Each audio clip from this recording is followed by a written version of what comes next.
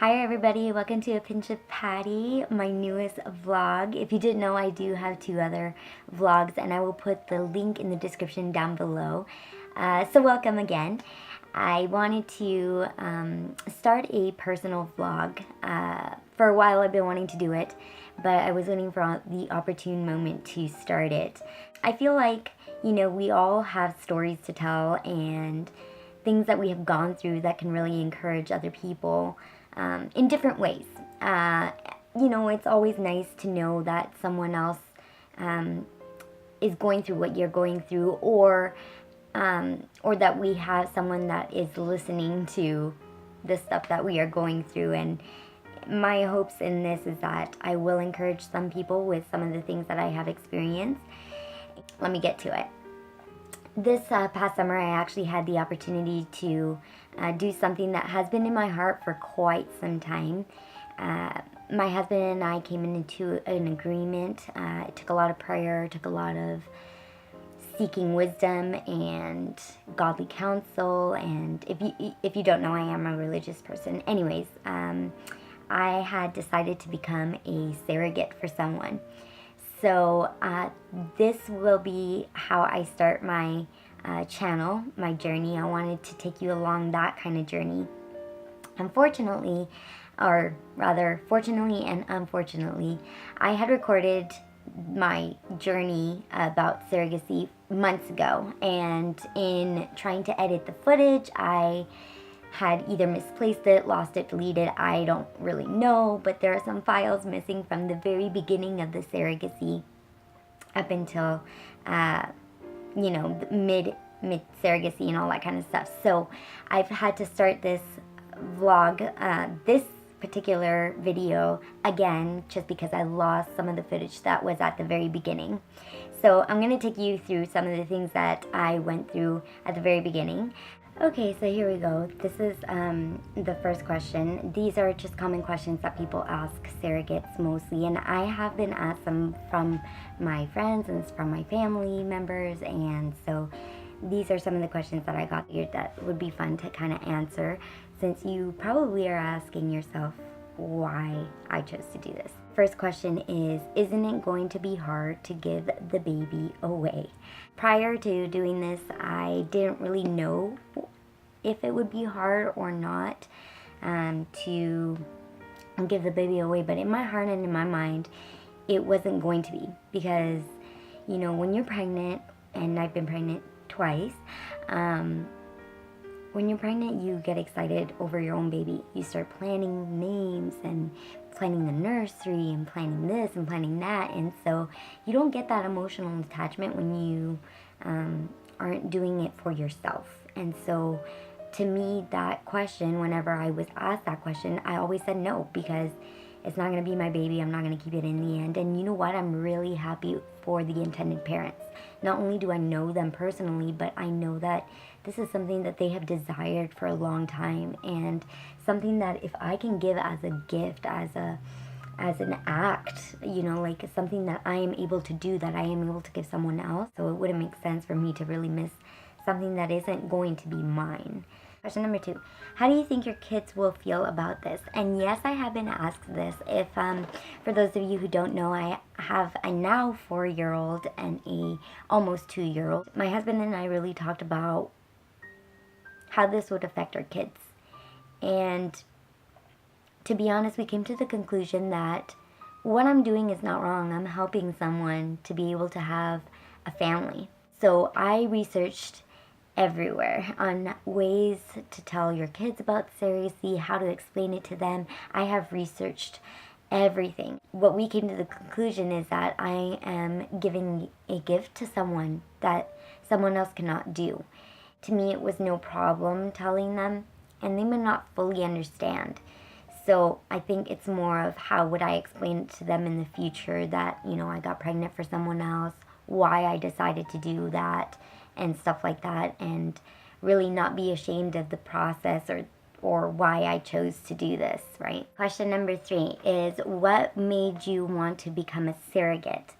Well, for me, I had been actually kind of randomly researching about surrogacy and types of surrogacies and all that kind of stuff. And to be honest, after I had my first child, I was so amazed by pregnancy, so amazed by birth and babies and the process that I had went through and been through, that I was at a loss for words, because it made me realize that what I've been through in terms of pregnancy and birth and having a child, not everyone gets that opportunity. And what I mean by that is naturally. You know, there's some people out there that, and maybe you're watching this and you're not able to have a child easily or get pregnant easily. There are so many people that have infertility issues and have pregnancy issues or even birth issues, and it becomes very difficult for them to have a family of their own. And when I had my first child, surrogacy was like the first thing that I thought of after I got pregnant, because it was like, or after I had her, was because I thought, wow, what an amazing thing to be able to experience, to be able to hold a child, carry a child in the womb, to nurture that child, and then to be able to have that child. And how blessed I am to be able to get pregnant. How blessed I am to be able to carry a child full term. How blessed I am to be able to birth a child. And if I can have that kind of blessing, and there are people out there that can't have that blessing, then why would I not why would I not offer such a beautiful gift that you could give to someone? You know, not everyone can give that kind of gift. So if I am able to do that and be healthy and still be able to give a gift so big and so grand and give something that is their own, then why wouldn't I do that? So that is kind of where my surrogacy journey kind of began, like thinking about it logically and kind of thinking about if this is something that I would want to do in the future. It started with me being pregnant, and then me having my first child. And then my second child, it again was just a confirmation. Question number 4, how does my friends and family feel about me being a surrogate? Well, let me tell you. We were kind of private in who we told, and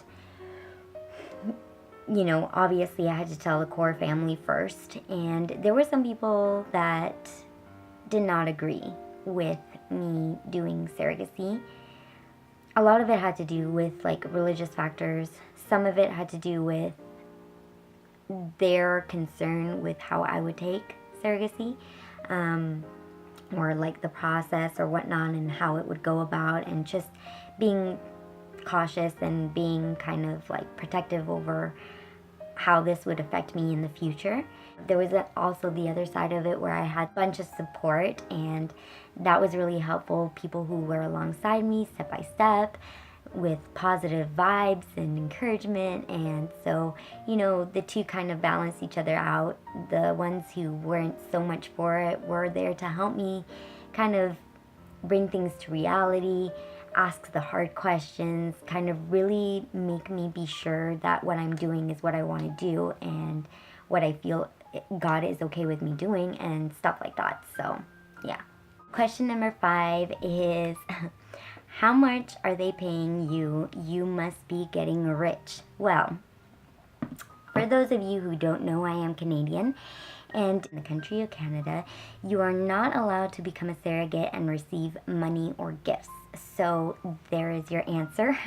And when I initially decided that I wanted to become a surrogate, it never even crossed my mind about money. And I think, you know, that's kind of the beauty of it for me, for this story, is because it isn't about the money. It's more about what I can accomplish for someone else. Bringing to someone a child in a form in which they would never be able to get a child. So, you know, I didn't get paid. I didn't get any money.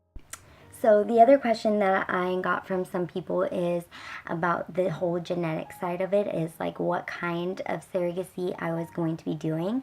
And so for those of you who don't know, I had decided to do gestational, be a gestational surrogate.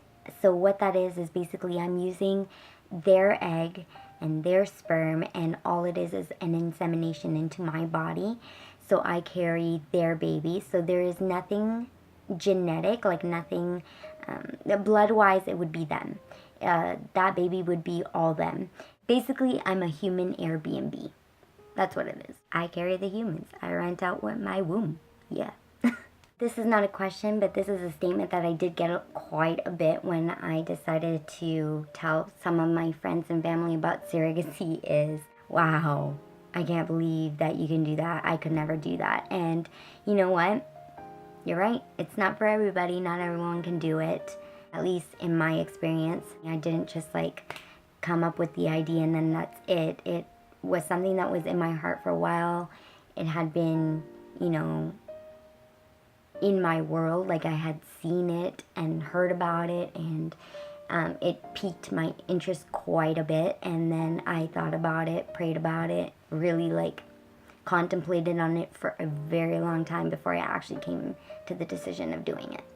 So another thing that I had been asked is really, why did I think that it was okay to do surrogacy? Because a lot of people, I guess, had, or I knew that when I decided to do this kind of process that I would encounter people that thought that it would be ethically wrong to do surrogacy. And so when I had decided that I was really going to do this, I knew that I would have to kind of back up why I thought it was okay to do surrogacy. And really, I had been researching and really seeking God about this whole process and really kind of going through the Bible and what is right and wrong, and there's nothing that really explains or anything that flat out says you cannot do surrogacy. I will say this, that the Bible does mention a lot of things. There are stories in the Bible about surrogacy, so people who have done surrogacy, and there's also the other side of it of, a lot of people when they talk about, religion and surrogacy, they talk about, are you defiling your marriage by doing a surrogacy? Well, I just wanted to talk to you about that a little bit. The reason why I decided to do gestational carrier is because with gestational carrier, there's nothing that is of me that is carrying that child. So it's not my egg. The only thing really that I am giving of myself is my womb. And so, had it been my egg and someone else's sperm, I wouldn't have done it because I know that my genes are in that baby. But because it is someone else's egg and someone else's sperm, that is why I decided that, that God would be okay with me doing something like this, because I'm helping someone else bring a baby to life with their genetics. There was people that really asked, people who actually questioned my husband about whether they thought that we were defiling by putting someone else's baby inside of me, and the thing is that the question is kind of absurd because I didn't have sex with that person, and I don't have a relationship in that way with that person, and so deciding to do something like this is really just a gift, not me doing out of maliciousness. Like I said, I wanted and needed to have the approval of my husband to back me up in what I was doing. And so I was very careful as to, me really feeling like God was okay with me doing this. And so those are kind of the main factors as to why I felt like God was okay with me doing it, was really that it's someone else's egg, someone else's sperm, and I am just hosting that baby in my womb. I hope that you join me along my journey. This won't only be in a vlog about my surrogacy. After the surrogacy, I will be talking about some other experiences, some other things that I have been going through in my past and present, and how I went through those things. So maybe in the future I'll have some videos, things that maybe I can help you with or that you can help me with.